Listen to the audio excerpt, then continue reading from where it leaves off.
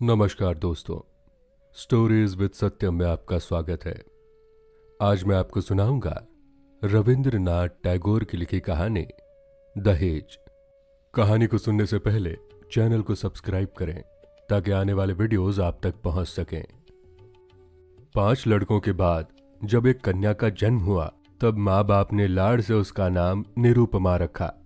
इससे पहले इस समाज में ऐसा शौकीन नाम कभी किसी ने सुना नहीं था। प्रायः देवी देवताओं के नाम ही प्रचलित थे। गणेश, कार्तिकेय, पार्वती इसके उदाहरण हैं। अब निरूपमा के विवाह की बातचीत चल रही थी। उसके पिता रामसुंदर ने बड़ी खोज की, लेकिन मनपसंद वर कैसे भी नहीं मिला। अंत में एक बड़े राय बहादुर के घर के इकलौते लड़के को खोज निकाला। उक्त राय बहादुर के पैतृक जमीन जायदाद बहुत कम रह गई है, पर घर तो खानदानी ही था ना। वर पक्ष ने दहेज में 10,000 की रकम और अनेक प्रकार की दान सामग्री की मांग की। रामसुंदर बिना सोचे विचारे की राजी हो गए। ऐसे पात्र को कैसे भी छोड़ा नहीं जा सकता। कैसे भी रुपयों की व्यवस्था नहीं हो पा रही है। गिरवी रखकर, बेचकर बहुत कोशिशों के बावजूद भी 6-7 हजार रुपए बाकी रह गए। इधर विवाह का दिन करीब आता जा रहा है। आखिरकार विवाह का दिन आ ही पहुंचा। एक आदमी अधिक ब्याज पर बाकी रुपए उधार देने को तैयार हो गया, लेकिन ऐन मौके पर वो भी गैर हाजिर रहा। विवाह मंडप में भारी हलचल मच गई। रामसुंदर ने हमारे राय बहादुर से हाथ पैर जोड़कर कहा, शुभ काम संपन्न हो जाने दे, मैं रुपए अवश्य ही अदा कर दूंगा। राय बहादुर बोले, रुपए मिले बिना वर को मंडप में नहीं लाया जाएगा। इस दुर्घटना के कारण अंतपुर में रोना धोना मच गया। इस बड़ी विपत्ति का जो मूल कारण है वो विवाह की लाल चेली साड़ी पहने, गहना पहने, माथे पर चंदन चुपड़े चुप बैठी है। भावी ससुर कुल के प्रति उसमें बड़ी भारी भक्ति या अनुराग उत्पन्न हो रहा है, ऐसा नहीं कह सकते। इस बीच एक सुविधा हो गई। सहसा ही वर अपने पितृदेव के प्रति बेअदब हो गया। पिता से कह बैठा, खरीद फरोख्त मोल भाव की बात मैं नहीं समझता। विवाह करने आया हूं, विवाह करके ही लौटूंगा। पिता ने जिस किसी को सामने पाया उसी से बोले, देख रहे हैं ना आजकल के लड़कों का आचरण। 2 बुजुर्ग लोग थे। उन्होंने कहा, शास्त्र शिक्षा नीति शिक्षा तो बिल्कुल रही नहीं, इसी से तो ऐसा है। वर्तमान शिक्षा का विस्मय फल अपनी संतान में प्रत्यक्ष देख राय बहादुर हतोत्साहित होकर बैठ गए। विवाह किसी तरह विषण्ण निरानंद भाव से संपन्न हुआ। ससुराल जाते समय निरूपमा को हृदय से लगाकर पिता आंसू नहीं रोक सके। नीरू ने कहा, बाबूजी, क्या ये लोग मुझे फिर कभी आने नहीं देंगे? रामसुंदर ने उत्तर दिया, आने क्यों नहीं देंगे बेटी, मैं तुम्हें लिवा लाऊंगा। अक्सर ही रामसुंदर लड़की से मिलने चले जाया करते, पर समधनियों में उनकी कोई प्रतिष्ठा नहीं रही। यहां तक कि नौकर चाकर तक उन्हें नीची निगाह से देखते। अंतपुर के बाहर अकेले कमरे में किसी दिन 5 मिनट के लिए बेटी से मिल पाते तो किसी दिन मिल तक नहीं पाते। समधियाने में इस तरह का अपमान तो सहा नहीं जाता। रामसुंदर ने निश्चय किया, जैसा भी हो रुपया चुकाना ही होगा। लेकिन कर्ज का जितना बोझ अभी कंधे पर था वही संभाले नहीं संभल रहा था। खर्च में बेहद कटौती करनी पड़ी और कर्जदार की आंखों से बचने के लिए हमेशा कई तरह के हीन कौशल अपनाने पड़ते हैं। उधर ससुराल में उठते बैठते कन्या को उलाहने मिलते। पिता के घर की निंदा सुनकर कमरे का दरवाजा बंद कर आंसू बहाना उसका नित्य क्रम बन गया था। विशेष रूप से सास का आक्रोश किसी भी तरह कम नहीं होता। यदि कोई कहता, वाह कैसा रूप है, बहू का मुख देखकर आंखें जैसे शीतल हो जाती है। सास गरज उठती, हां बड़ी रूपवती है, जैसे घर की बेटी है वैसा ही रूप रंग। यहां तक कि बहू के खाने पहनने तक की कोई परवाह नहीं करता। यदि कोई दयालु पड़ोसी किसी प्रकार की कोई कमी बताता तो सास उत्तर देती, इतना ही बहुत है। यानी कि बाप ने पूरे दाम दिए होते तो बेटी की भी पूरी सार संभार होती। सभी ऐसा भाव प्रदर्शित करते जैसे बहू का इस घर पर कोई अधिकार नहीं, वो धोखा देकर घुस आई है। शायद कन्या का अनादर अपमान की ये सारी बातें कानों कान अंत में राम सुंदर तक पहुंची होगी। वो घर बार बेचने का प्रयत्न करने लगे, लेकिन लड़कों को बेघर करने जा रहे हैं ये बात उनसे छिपाई रखी। उन्होंने निश्चय किया घर बेचकर फिर उसी घर को किराए पर ले लेंगे। ऐसे कौशल से चलेंगे कि उनके मरते दम तक ये बात लड़के जान तक नहीं पाएंगे। लेकिन लड़के जान गए। सब आकर रोने चिल्लाने लगे, खासकर बड़े तीनों शादीशुदा लड़के, जिनमें से किसी किसी की संतान भी है। उनकी असहमति बड़ी महत्वपूर्ण थी। घर की बिक्री स्थगित रही। तब राम सुंदर इधर उधर से भारी व्याज पर थोड़े थोड़े रुपए उधार लेने लगे। इसका नतीजा ये हुआ कि गृहस्थी का खर्चा चलना मुश्किल हो गया। नीरू पिता का मुख देखकर सब कुछ समझ गई।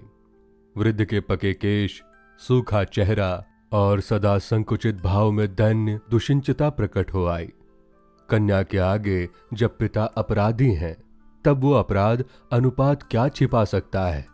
जब समधी आने की अनुपति से क्षण भर के लिए कन्या से साक्षात्कार होता, तब पिता की छाती कैसी फट रही होती, ये उनकी हंसी देखकर ही अनुमान हो जाता है। नीरू उस व्यथित प्रीत हृदय को सांत्वना देने कुछ दिन के लिए मायके जाने को अत्यंत अधीर हो उठी। वो पिता का म्लान मुख देखकर अब दूर नहीं रह सकती थी। एक दिन राम सुंदर से बोले, बाबूजी, मुझे एक बार घर ले चलो। राम सुंदर ने कहा, अच्छा। किंतु उनका कोई जोर नहीं। अपनी पुत्री पर पिता का जो स्वाभाविक अधिकार होता है, वो जैसे दहेज के रुपयों के बदले गिरवी रख दिया गया हो। यहां तक कि अत्यंत संकोच के साथ पुत्री से मुलाकात की भीख मांगनी होती, और उसमें कभी कभी निराश होने पर भी दूसरी बार कुछ कहने का मुख नहीं रहता। किंतु पुत्री के स्वयं मायके आना चाहने पर पिता उसे ना लाकर कैसे रह सकता है। इसीलिए समधी के पास इस आशय की अर्जी पेश करने से पहले राम सुंदर ने कितनी दीनता, कितने अपमान, कितने नुकसान सहकर जो 3,000 रुपए संग्रह किए, उस इतिहास का गोपनीय रहना ही भला है। वो कुछ नोटों को रुमाल में लपेट चादर में बांधकर समधी के निकट जा बैठे। पहले हंसते हुए मोहल्ले की चर्चा छेड़ी। हरे कृष्ण के घर में बड़ी भारी चोरी हो गई। उसका आगधोपांत विवरण कह सुनाया। नवीन माधव और रामा माधव दोनों भाइयों की तुलना करते हुए रामा माधव की विद्या बुद्धि स्वभाव की प्रशंसा और नवीन माधव की निंदा शहरों में एक नए रोग का आगमन हुआ। उस विषय में अनेक अजीबोगरीब आलोचनाएं की। अंत में हुक्का जमीन पर रखते हुए बातों ही बातों में बोले, अरे हाँ समधी जी, दरअसल वो रुपए तो बाकी रह गए हैं। रोज ही सोचता हूं कि आते हुए कुछ साथ लेते आऊं, लेकिन समय पर ध्यान ही नहीं रहता। अरे भाई, बूढ़ा जो हो गया हूं, ऐसी एक लंबी भूमिका बांधते हुए अस्थि पंजर के 3 अस्थियों के समान 3 नोटों को अत्यंत सहज भाव से, अत्यंत लापरवाही से बाहर निकाला। केवल 3,000 के नोटों को देखकर राय बहादुर ने ठहाका लगाया। बोले, रहने दीजिए समधी जी, इसकी मुझे जरूरत नहीं। एक प्रचलित देसी कहावत का उल्लेख करते हुए बोले, छोटी सी बात के लिए वो हाथों को बदबूदार नहीं करना चाहते। ऐसी घटना के बाद कन्या को घर ले जाने का प्रस्ताव कोई जबान पर नहीं ला सकता था। केवल राम सुंदर ही थे जिन्होंने सोचा, ये सब रिश्तेदारी का संकोच अब मुझे शोभा नहीं देता। मरमाहत तो काफी देर चुप रहने के बाद अंत में मृदु स्वर में बात चलाई। राय बहादुर ने बिना कोई कारण जताए हुए कहा, यह अभी नहीं होगा, और ये कहते हुए वो काम के बहाने उठकर चले गए। राम सुंदर पुत्री को मुंह ना दिखाकर कांपते हाथों से उन कुछ नोटों को चादर की खूंटी में बांधकर घर लौट आए। मन ही मन प्रतिज्ञा की, जब तक सारे रुपए अदा करके निसंकोच कन्या के अधिकार की मांग नहीं कर सकेंगे, तब तक फिर समधियाने नहीं जाएंगे। बहुत दिन बीत गए। निरुपमा आदमी पर आदमी भेजती रही पर पिता नहीं आए। अंत में रूठ कर उसने आदमी भेजना बंद कर दिया। इससे रामसुंदर के मन पर भारी चोट पहुंची, लेकिन फिर भी वो नहीं गए। क्वार का महीना आ गया। रामसुंदर ने कहा, अब की पूजा में बेटी को घर लाना ही है, नहीं तो मैं। खूब लंबी चौड़ी सी कसम खाई। पंचमी या पष्ठी के दिन चादर के खूंट में कुछ नोटों को बांधकर रामसुंदर ने यात्रा की तैयारी की। एक 5 साल के पोते ने आकर पूछा, दादाजी क्या मेरे लिए गाड़ी खरीदने जा रहे हो? ठेला गाड़ी चढ़कर हवा खाने का बहुत दिनों का उसे शौक है, पर किसी भी तरह उसे पूरा करने का उपाय नहीं सूझता। 6 वर्ष की पोती रोती हुई आकर कहती है, पूजा के अवसर पर निमंत्रण में पहनकर जाने के लिए उसके पास एक अच्छा कपड़ा नहीं है। रामसुंदर ये सब जानते थे और तंबाकू पीते पीते बूढ़े ने इस विषय में काफी सोचा।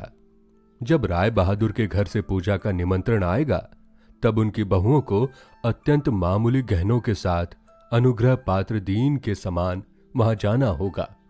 इन सब बातों को सोचकर उन्होंने बड़ी गहरी सांस भरी, लेकिन इससे उनके भाग्य की वार्धक्य रेखा के अधिक गहरे अंकित होने के सिवाय और कोई फल ना हुआ। दैन्य पीड़ित घर की कंद्रन ध्वनि को कानों में भरकर वृद्ध ने अपने समधी के घर में प्रवेश किया। आज उनमें वो संकोच का भाव नहीं, द्वार रक्षक और भृत्यों के मुंह की ओर भी वो चकित सलज्ज दृष्टिपात दूर हो गया, मानो उन्होंने अपने ही घर में प्रवेश किया हो। सुना, राय बहादुर घर में नहीं है, कुछ देर प्रतीक्षा करनी होगी। मन के उच्छ्वास को ना संभाल पा रामसुंदर ने कन्या के साथ मुलाकात की। आनंदातिरेक से दोनों नेत्रों से आंसू बह चले। पिता भी रो रहे हैं, कन्या भी रो रही है। दोनों में से कोई भी बोल नहीं पा रहा है। ऐसे ही कुछ समय बीत गया। फिर रामसुंदर ने कहा, बेटी अब कि तुझे ले जाऊंगा, अब कहीं कोई रुकावट नहीं। इसी समय रामसुंदर के बड़े लड़के हरमोहन ने अपने दोनों छोटे बच्चों के साथ सहसा कमरे में प्रवेश किया। वो पिता से बोले, बाबूजी, तो फिर आपने हम लोगों को रास्ते पर बिठा दिया। रामसुंदर ने अचानक अग्निमूर्ति होकर कहा, तुम लोगों के लिए क्या मैं नरक में जाऊं? तुम लोग मुझे मेरे सत्य की रक्षा नहीं करने दोगे? रामसुंदर घर बेच बैठे हैं। लड़के कैसे भी कुछ जान ना पाए, इसके लिए अनेक उपाय किए, फिर भी वो जान गए हैं।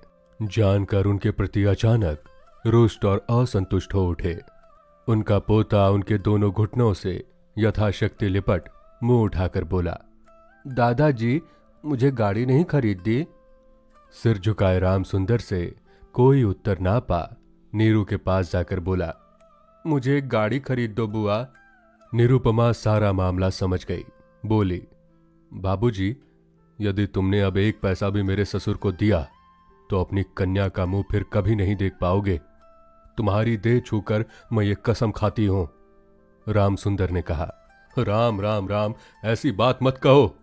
फिर ये रुपए यदि मैं ना दे पाऊं तो तुम्हारे पिता का अपमान और तुम्हारा भी अपमान है। नीरू बोली, रुपया देना ही अपमान है। तुम्हारी कन्या का क्या कोई सम्मान नहीं? क्या मैं केवल रुपयों की थैली भर हूं? जब तक रुपए हैं तब तक मेरा दाम है।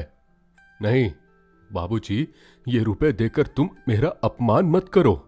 इसके अलावा मेरे पति को ये रुपए नहीं चाहिए। रामसुंदर ने कहा, बेटी, तब ये तुम्हें जाने नहीं देंगे। निरुपमा बोली, ना जाने दे तो क्या कर सकते हैं, बोलो। फिर तुम भी मत ले जाना, कुछ मत कहना।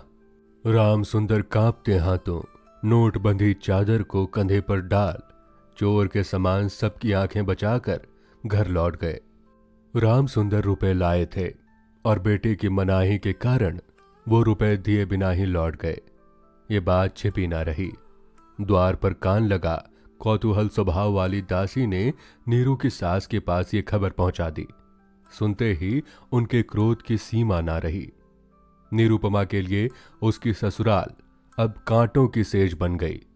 इधर उसके पति विवाह के थोड़े दिन बाद ही डिप्टी मजिस्ट्रेट होकर किसी दूर शहर चले गए। कहीं संग दोष से नीरू को कुशिक्षा ना मिले, इसी बहाने अब मायके के रिश्तेदारों से मुलाकात की बिल्कुल मनाही हो गई थी। इसी समय नीरू अत्यंत कठिन रोग से पीड़ित हो गई, पर इसके लिए उसकी सास को पूरी तरह से दोषी नहीं ठहराया जा सकता। अपने शरीर के प्रति वो अत्यंत लापरवाह बरत रही थी। कार्तिक महीने की ओस में रात भर सिरहाने का द्वार खुला रखती, जाड़े के दिनों में देह पर कपड़ा नहीं रखती, खाने पीने का कोई नियम नहीं मानती। दासियां जब अक्सर भोजन लाना भूल जाती तब एक बार भी मुंह खोलकर उन्हें स्मरण नहीं दिलाती। वो पराए घर में दास दासी की तरह स्वामी स्वामिनी के अनुग्रह पर निर्भर हो रही है। यही संस्कार उसके मन में बद्धमूल हो रहा था, लेकिन इस प्रकार का भाव भी सास को सहा नहीं था। यदि भोजन के प्रति बहू की किस प्रकार की लापरवाही देखती तो सास कह उठती, नवाब के घर की बेटी है ना, गरीब के घर का अन्न इनके मुंह में रुचता नहीं। फिर कभी कहती, एक बार देखो तो कैसी बुरी शक्ल बना रखी है, दिन ब दिन जैसे सूखी लकड़ी सी हुई जा रही है। रोग जब गंभीर होता गया तब सास बोली, ये सब इसके नखरे हैं। आखिर एक दिन नीरू ने अत्यंत विनयपूर्वक सास से कहा, मां, मैं एक बार अपने बाबूजी और भाइयों को देखूंगी। सास बोली, ये मायके जाने का बहाना है। कहने का कोई विश्वास नहीं करेगा। जिस दिन संध्या के समय नीरू की सांस उखड़ने लगी, उसी दिन पहली बार डॉक्टर ने उसे देखा था, और उस दिन ही डॉक्टर के देखने का अंत भी हो गया। घर की बड़ी बहू मरी। खूब धूमधाम से क्रिया संपन्न हुई। जिले में प्रतिमा विसर्जन समारोह के बारे में राय चौधरियों की जैसी बड़ी लोक प्रसिद्धि है। बड़ी बहू की अत्यंत शिष्ट संबंधी राय बहादुरों की बहुत कुछ वैसी ही ख्याति फैल गई। ऐसी चंदन काठ की चिता इस इलाके में कभी किसी ने ना देखी होगी। ऐसे समारोह से श्रद्धा अनुष्ठान भी केवल राय बहादुर के घर में ही संभव था। सुना जाता है इससे उनके ऊपर कुछ कर्ज भी हो गया। राम सुंदर को सांत्वना देते समय उनकी बेटी की कैसे महासमारोह के बीच मृत्यु हुई, सभी ने उसका बड़ा विस्तृत वर्णन किया। इधर डिप्टी मजिस्ट्रेट का पत्र पहुंचा, मैंने यहां सारा बंदोबस्त कर लिया है, इसीलिए मेरी पत्नी को फौरन यहां भेज दें। राय बहादुर की श्रीमती ने लिखा, बेटा, हमने तुम्हारे लिए एक दूसरी लड़की का रिश्ता तय किया है, इसीलिए छुट्टी लेकर फौरन चले आओ। इस बार 20,000 रुपए का दहेज और हाथों हाथ अदायगी। तो दोस्तों, ये थी आज की कहानी। यदि कहानी आपको पसंद आई हो तो चैनल को सब्सक्राइब करें ताकि आने वाले वीडियोस आप तक पहुंच सकें।